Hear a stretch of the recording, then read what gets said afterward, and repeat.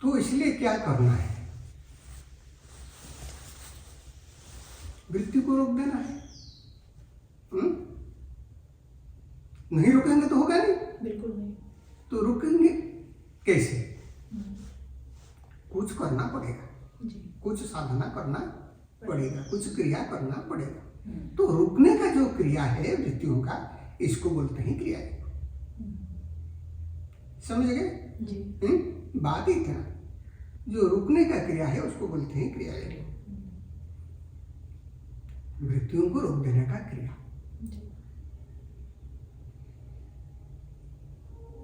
इसी को पतंजलि ने तपो स्वाध्याय ईश्वर प्रणिधान करके समझाया। फिर तपो स्वाध्याय ईश्वर प्रणिधान को विस्तार करके अष्टांग योग करके समझाया। लेकिन जो परंपरागत क्रिया योग है, दर्शन तो वही है। लेकिन क्या क्रिया हमें करना पड़ेगा, इसका वैशिष्ट्य है। क्या करेंगे? जो जो क्रिया करेंगे, करने से वृत्ति रुक जाएगा, वो क्रिया योग है। जो क्रिया करें। ऐसे तो शास्त्र में बहुत सारी क्रियाएं बताया गया है, वो सारी क्रिया योग में आता है। लेकिन सारा तो हम नहीं कर पाएंगे, ना जरूरी, संभव नहीं, क्योंकि क्रिया तो हमारा लक्ष्य नहीं, क्रिया साधन है, क्रिया साधन मीन से। तो इसीलिए कुछ चीज को करना हमें पड़ता है। साधारण रूप से समझाएंगे तो क्या करेंगे, ये समझने के लिए ये समझना पड़ेगा। हजारों वृत्तियां हैं। अब जब हजारों वृत्तियां हैं, इसको रोकना है। इसको रोकेंगे कैसे? एक वृत्ति में मन को अगर बांध दे, मेरा मन इसमें है, जब ऐसे ऐसे देखते हैं ना, तो पता चलता है सामने कौन गया। और कुछ मन में घुसता है? यानी एक वृत्ति में मगर एक में मन को बांध दिए, तो ये हट गया, ये हट गया, ये हट गया, ये हट गया, ये हट गया, हट गया कि नहीं? ऐसे एक चीज में अगर मन को बांध देंगे तो बाकी विषय हट जाता है। यानी विषय को हटाने के लिए पहले एक विषय में मन को स्थिर करना पड़ता है। इसको क्या बोलते हैं? धारणा। एक विषय को धारणा, धारणा, देशबंध चित्तस्य धारणा। चित्त को एक देश में बांध देना धारणा कहा जाता है। क्लियर? धारणा जब दृढ़ हो जाएगा, तो ध्यान बन जाएगा। जब दृढ़बंध हो जाएगा धारणा का, तब हो जाएगा ध्यान। तत्र प्रत्ययी एकतानता ध्यानम। जब तत्र यानी धारणा में एकतानता आ जाएगा, एक रिधि में आ जाएगा, और बाकी जो जिसमें मन है तो ये नहीं घुस रहा है, तो तब जाके क्या होगा? ध्यान होगा। फिर ध्यान में क्या होता है? धारणा हो, ध्यान हो, कोई भी क्रिया कर रहे हो, तीन होते हैं मन में। कर्ता, मैं कर्म कर रहा हूं, कर्म करने वाला, कर्म जो कर्म कर रहे हैं, और क्रिया, तीन चीज होता है ना, कर्ता, कर्म और क्रिया। क्रिया, सब्जेक्ट, ऑब्जेक्ट एंड भाव। एक्शन रहेगा, जो काम को कर रहे हैं वो काम रहेगा, ऑब्जेक्ट रहेगा, और करने वाला रहेगा। इसी से ध्यान में क्या है? ध्यान करने वाला ध्याता, ध्यान करने वाला ध्याता, जो कर रहा है। जिस वस्तु को ध्यान कर रहा है वो है ध्येय, और जो ध्यान का प्रक्रिया है वो है ध्यान। ध्याता, ध्येय, ध्यान। यानी मन में कितने वृत्ति है? तीन वृत्ति है। ऐसे साधारण समझने के लिए तीन है, नहीं और आगे बहुत सारा। अब ये तीन जब एक हो जाएगा तो समाधि हो जाएगा। तब जाके समाधि होगा। ये तीन होगा एक ही। कैसे तीन एक होगा? कहाँ होगा एक? चित्त में एक होगा। आप सब इसमें ध्यान कर रहे हैं तो आप और ये एक थोड़ी हो जाएंगे। वस्तु तो नहीं तो देखूंगा तो आप वहां अलग बैठेंगे अलग है। वो होगा चित्त में। चित्त में तीन में एक हो जाएगा मतलब मैं ध्याता हूं, ये समाप्त हो जाएगा। समाप्त हो जाएगा, रहेगा नहीं। कर्ता तो न रहेगा नहीं। मैं कर रहा हूँ वो भी नहीं रहेगा। मैं ध्यान कर रहा हूँ, जो ध्यान का प्रक्रिया वो भी रहेगा नहीं। प्रक्रिया है तो ध्यान में है, समाधि नहीं जाएगा। क्या बचा रहेगा? जिस वस्तु का ध्यान कर रहे हैं बस। फिर इसका तीन भाग है, फिर इसका तीन भाग है, फिर इसका तीन भाग है। इसीलिए समाधि का अलग अलग स्तर है। जब अंतिम स्तर में पहुंच जाएंगे, सातवें पांच में, तब जाके ज्ञान होगा।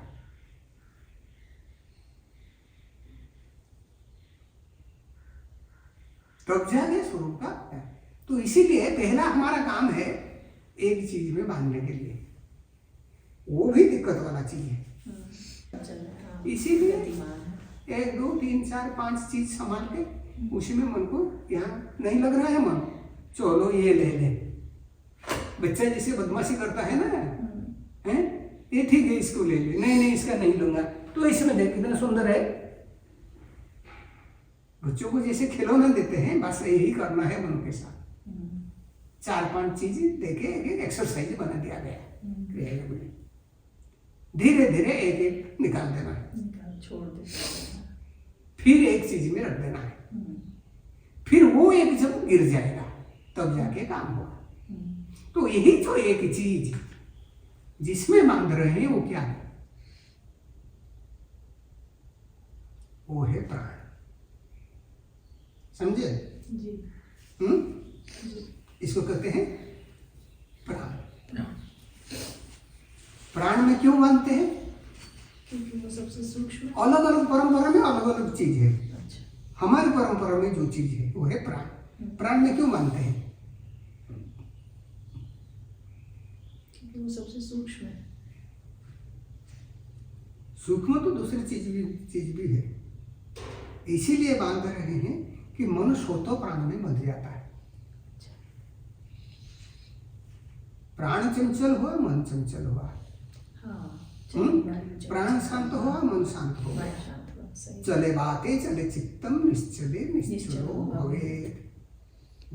वायु चलता रहेगा तो चित्त चलता रहेगा, वो निश्चल हो जाएगा तो मन निश्चल हो जाएगा। सुसुप्त में मन कहाँ रहता है? प्राण में ही रहता है। यानी एक स्वाभाविक प्रक्रिया है मन का प्राण में बंधने का। इसी स्वाभाविक प्रक्रिया को जो जिसमें मन प्राण में बंध जाता है, जो तमोगुण में हो रहा है, इसको जागृत में बैठ के करना है बस। यानी कि जब हम सोते भी हैं तब भी हम उसी अवस्था में पहुंचते हैं। उसी अवस्था में कहते हैं, लेकिन हम तमोगुण में पहुंचते हैं। अविद्या सुसुप्ति का मूल किरदार कौन है? अविद्या। तो इसलिए जो वृत्ति को रोकना पड़ेगा, लेकिन नींद में नहीं, सो के नहीं, जाके बैठ के। सुसुप्ति और समाधि में एक रूपता क्या है? इसमें बाह्य ज्ञान नहीं, उसमें भी बाह्य ज्ञान नहीं है। लेकिन सुसुप्ति में अपना ज्ञान भी नहीं, लेकिन इसमें अपना ज्ञान है। इतना ही फर्क है। जी। जो स्लीप है आपका, डीप स्लीप, वो क्या है? ये अनकॉन्शियस मेडिटेशन है। अज्ञान में क्या हुआ ध्यान है। जब ध्यान करेंगे क्या है? वो कॉन्शियस स्लीप है। सोने का मतलब कहाँ? बाह्य जगत के लिए सो जाना है, अंतर जगत के लिए जागे रहना है। तो इतना ही करना है। एक चीज में मन नहीं लगता, दूसरा खिलौना देते हैं मन को। वो क्या है? जहां मन हमारे शरीर में काम करता है, जो हार्डवेयर है मन का, ब्रेन और स्पाइनल कॉर्ड, तो ये ब्रेन और स्पाइनल कॉर्ड में मन को देना है। फिर ब्रेन एंड स्पाइनल कॉर्ड में कुछ पॉइंट्स है, कुछ स्थान है जहां प्राण का क्रिया ज्यादा है। इसी को ऋषियों ने खोज के रखे हैं हमारे लिए, हमें खोजना नहीं पड़ेगा। उसको बोलते हैं शरीर का शक्ति केंद्र। ऐसे तो सारा शरीर ही शक्ति केंद्र है, प्रत्येक कोष। कुछ विशेष शक्ति केंद्र है, उनमें कुछ अति विशेष है। वो जो अति विशेष है वो है 7: मूलाधार, स्वाधिष्ठान, मणिपुर, अनाहत, विशुद्ध, आज्ञा, सहस्रार। तो उसमें मन देते हैं। इसी को लेके सारा पद्धति बना है। प्राण, प्राण के लिए पकड़े प्राणवायु, श्वास प्रश्वास, फिर बाद में जाएंगे अंदरूनी प्राण को, ब्रेन, मस्तिष्क, सुषुम्ना और 7 चक्र। जो खेल है इसी के अंदर एक एक्सरसाइज बना है। उसके साथ उसी को सप्लीमेंटरी क्रिया के रूप में कुछ बंध है, कुछ मुद्रा है, कुछ सप्लीमेंटरी है, कुछ कॉम्प्लीमेंटरी है। ये मिलके हुआ क्रिया है। उसके करने के लिए लेकिन दिक्कत क्या होता है हमारा, लोग सोचते हैं टेक्निक करेंगे सब हो जाएगा। टेक्निक तभी कारगर होगा जब आपका फाउंडेशन सही होगा। बगुला तो ध्यान करता है, ध्यान करता है कि नहीं? तो क्यों उसको ज्ञान नहीं होता? कि ध्यान गलत जगह पे करता है। विषय का ध्यान करने से नहीं होगा। समझ रहे हैं ना? कि विषय को ध्यान करता है। इसीलिए ध्यान भी ऐसे कि हाँ मैं कंसंट्रेट करूंगा, तो हमें ये तो बता दिए देखा के इसको एग्जाम्पल, इसी में मन को लगा लो तो वो चीज नहीं रहेगा। तो फिर बस मैं तो उसी में हमेशा सारा दिन स्क्रॉल करता रहता हूँ, मेरा मन तो इसी में है। हाँ। तो समाधि तो हो जाना चाहिए, आज तक तो नहीं हुआ। अरे वृत्ति को तुम दौड़ा रहे हो। तो इसीलिए क्या है, सही ढंग से करना पड़ेगा। इसलिए फाउंडेशन में अहिंसा को लाया गया, सत्य को लाया गया। हिंसा करोगे किसका मतलब वृत्ति का प्राबल्य है। असत्य भाषण बोलोगे, असाधु रूप में जीवन जियोगे तो वृत्ति का प्राबल्य है। तुम काम, क्रोध इत्यादि रिपुओं को बढ़ा रहे हो। लोग ये चीज करना चाहते नहीं, यही है अध्यात्म में सफल नहीं होने का कारण। इसको लोग करना चाहते हैं। वो थोड़ा बहुत तो चलता है, दुकान दिया हूं, लोगों को ठगना थोड़ा बहुत ही चलता है, थोड़ा बहुत तो करना पड़ता है। सरकारी ऑफिस में नौकरी कर रहा हूं, जहां पब्लिक रिलेशंस है, वहां थोड़ा घूस खाना तो चलता है, बनता है। ये थोड़ा थोड़ा करके बहुत हो जाता है, वो बनता है। चलो मंदिर तो जा रहा हूं, भगवान को तो माथा टेक रहा हूं, आश्रम भी जा रहा हूं, ज्यादा हो गया तो आप वहां थोड़ा दान दे दूंगा और क्या, साधुओं का भंडारा करवा दूंगा, वो तो खत्म हो जाएगा मेरा और क्या। पाप जो किया है। यही इसी प्रकार मिथ्याचार में जीते जीते जीते जीते जीते जीते आध्यात्म नहीं होता। तो बात है वही, फाउंडेशन तब होगा जब हम एक शुद्ध जीवन जिए। शुद्ध जीवन नहीं जिएंगे तो होगा नहीं। जी। निषिद्ध कर्मों को नहीं छोड़ेंगे, जो निषिद्ध कर्मों को छोड़ा नहीं वो आध्यात्म में मन को निग्रह कैसे करेगा। इसको निषिद्ध कर्म में अभी भी इच्छा है। अरे निषिद्ध कर्म छोड़ने के बाद और आगे जाने पड़ता है। जो सही कर्म कर रहे हैं इसमें अगर नाम जस का आशा रखेंगे तब भी होता नहीं। यानी कि जो क्रिया योग का जो प्रोसेस है उसको करना है, साथ ही साथ अपने मन पे हमेशा दृष्टि बनाए रखनी है बस। कि हमसे सही हो रहा है, गलत हो रहा है, मैं कहाँ सही हूँ, कहाँ बस, गलत बस, हूँ, बस। है ना? हमेशा जिसको बोलते हैं ना एक पवित्र जीवन, जी सारे इसमें तो आप कोई भी पद्धति को अपनाओ, जी निषिद्ध कर्म को छोड़ना पड़ेगा। चलो। निषिद्ध कर्म को छोड़े आध्यात्म में एक स्थिति भी आदमी आगे नहीं बढ़ता। नहीं नहीं, मैं तो तिलक लगाता हूँ, ऐसा मैं तो रोज मंदिर जाता हूँ और मैं तो प्रवचन जाके सुनता हूँ, लेकिन कम क्या करता हूँ, ऑफिस में घुस खाता हूँ, व्यापार में चोरी करता हूँ, दूसरे लोगों के प्रति घर में भी, दूसरे लोग तो छोड़ दो, घर में कितना ईर्ष्या द्वेष है। सही बात घर के अंदर जो अपना है, जिसको मैं बड़ा अपना मान रहा हूँ, उसी घर के अंदर ईर्ष्या द्वेष है। ईर्ष्या ईर्ष्या का मतलब क्या है? हिंसा ही है ना। देश का मतलब क्या है? हिंसा ही है ना। ये क्या है? ये वृत्ति निरोध का उल्टा काम है।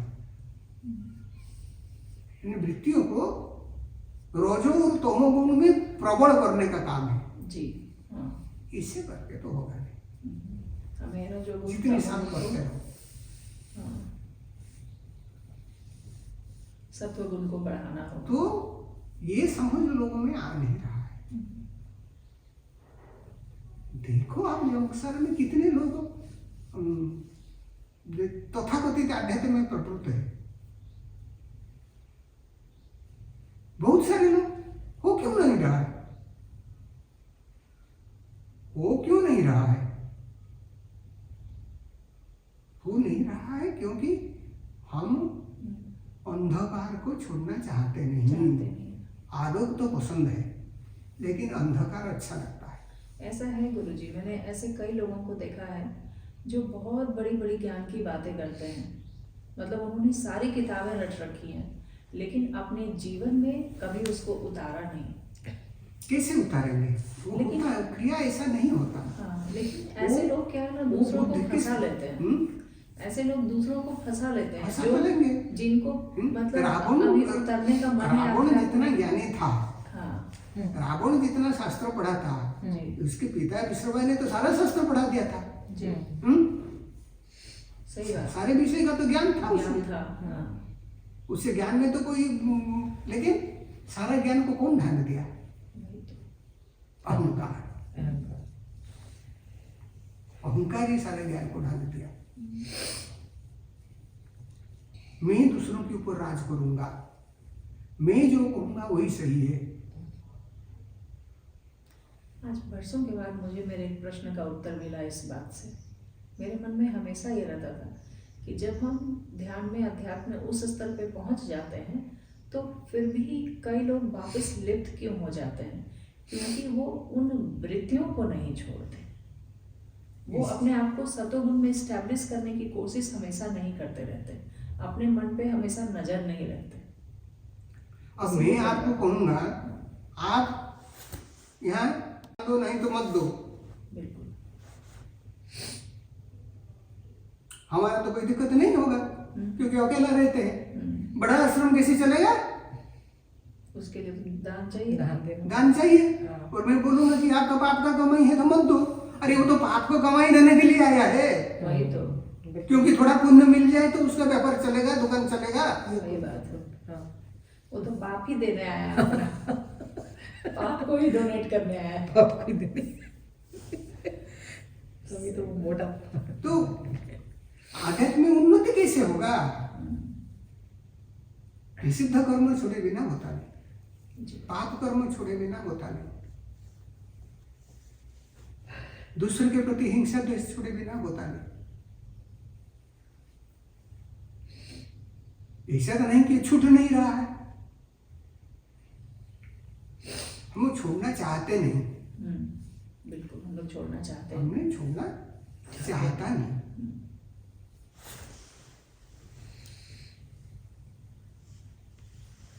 तो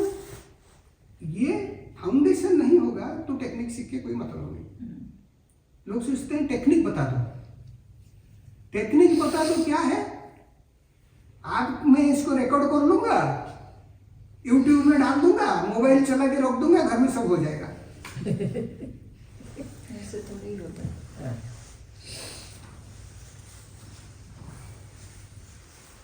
तो इसीलिए जो ऋषियों ने जो मार्ग बताए हैं, इसी मार्ग में चलना पड़ेगा। इसे हम चुप बोल लगे कि नहीं मैं ये मेरा पसंद नहीं है, इसको छोड़ दूंगा, इसको करूंगा, ऐसा करके करने से नहीं होगा। वो जिसे ने जो रास्ते में जाके पहुंचा है, उसको पता है कहाँ क्या दिक्कत है, क्या करना चाहिए क्या नहीं करना चाहिए। मानेंगे नहीं मानेंगे ये हमारी बात है। ऐसे नहीं कि अंधे जैसे जो बोला मान लेंगे। बिल्कुल। कुछ लोग अंधे जैसा मान लेते हैं, किसी ने कुछ बोल दिया जो लोग प्रश्न मत करो, प्रश्न मत करने का बात नहीं, प्रश्न करना है लेकिन चालबाजी नहीं करना है। सही बात है। चालबाजी नहीं करना। तो इसी हिसाब से एक पवित्र जीवन बचकर पद्धति एक सीख के, ऐसे नहीं कि सिर्फ इसी पद्धति से होगा, नहीं दूसरी पद्धति भी है। अपने स्वभाव के हिसाब से पद्धति सीख कर, नहीं तो मैं कहूँगा इसी के सिवा किस में हो संभव नहीं है। तो फिर इतने सारे मार्ग क्यों वेद में बताया गया है? व्यक्ति को अपना अपना स्वभाव के हिसाब से मार्ग चुनना पड़ता है। फिर उसी में निरंतर लगा रहना पड़ता है। पहला चीज हमें छोड़ना पड़ेगा। क्या छोड़ना पड़ेगा? जो हमारी निचली प्रवृत्ति है इसकी गतिविधि को। दूसरा चीज है वो जो तत्व है उसको निरंतर आवाहन करना पड़ेगा। इसका निरंतर चाहत, ये मैं सत्य को जानूं, मैं चित्त तत्व को जानूं, मैं अपना स्वरूप को जानूं, इसको हमेशा जगाना पड़ेगा। इसी हिसाब से क्रिया करना पड़ेगा। क्रिया करते करते जब कुछ नहीं हुआ तब भागते नहीं करके टिकने से नहीं होगा। सही बात है। द्रौपदी ने क्या किया? सबको बुलाया, किसी से कुछ नहीं मिला, लास्ट में सब छोड़ के हाथ उठा दिया। ये समर्पण था। क्रिया नहीं करके समर्पण नहीं होता। मैं छोड़ूंगा, कैसे छोड़ूंगा? जब पकड़ा ही नहीं तो छोड़ोगे क्या? छोड़ने के लिए भी धर्म आचरण किया नहीं, इसको त्याग कैसे करूंगा? सही बात है। मेरे पास कुछ नहीं, भिखारी हूं, बचपन से भिख मांगा हूं, मैंने त्याग कर दिया। अरे क्या त्याग किए?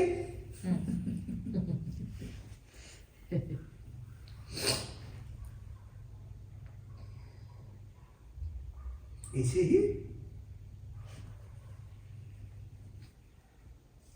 करते करते करते करते हो जाएगा। किसी के पास कुछ जादुई छड़ी नहीं है जो आपको छुड़ा देगा, कर देगा।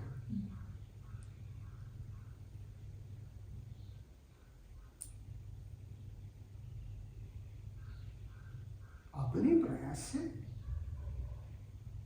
अपने पुरुषार्थ से भगवत कृपा प्राप्त होगा। नहीं तो कृपा प्राप्त क्यों तुम्हारे ऊपर क्यों हो जाएगा? दूसरे के ऊपर क्यों नहीं होगा? पहले तो तुम कुछ स्पेशल हो क्या? तो कुछ स्पेशल होना पड़ेगा पहले। स्पेशल होना पड़ेगा। कृपा का पात्र होना पड़ेगा। पात्रता नहीं है तो नहीं होगा। और पात्रता आपके पुरुषार्थ से आएगा। योग वशिष्ठ में वशिष्ठ बोला रहे हैं राम जी को, बृहस्पति देवताओं का गुरु अपने पुरुषार्थ के बल पर है, शुक्राचार्य देवताओं के गुरु, दैत्यों के गुरु अपने पुरुषार्थ के बल है। ये जो देख रहे हैं वो विश्वामित्र जो ब्रह्मर्षि बने हैं अपने पुरुषार्थ के बल पर बने हैं, आलस्य से नहीं हो जाएगा कुछ। हम क्या करते हैं, आलस्य और शांत भाव इसमें फर्क करना जानते नहीं। जो आलसी है वो शांत है क्या? नहीं, बिल्कुल नहीं। तमोगुण का प्राधान्यता है, इसीलिए वो क्रिया रहित है। जी। सत्वगुण के प्राधान्य से क्रिया रहित होना, तमोगुण के प्राधान्य से क्रिया रहित होना, दोनों में अंतर है। और अलग चीज है। इस व्यवधान को समझना पड़ेगा।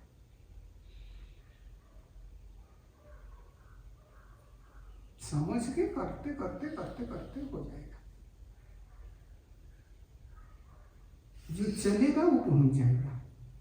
है इतनी दूर है, कैसे जा पाएंगे, वो नहीं जाते।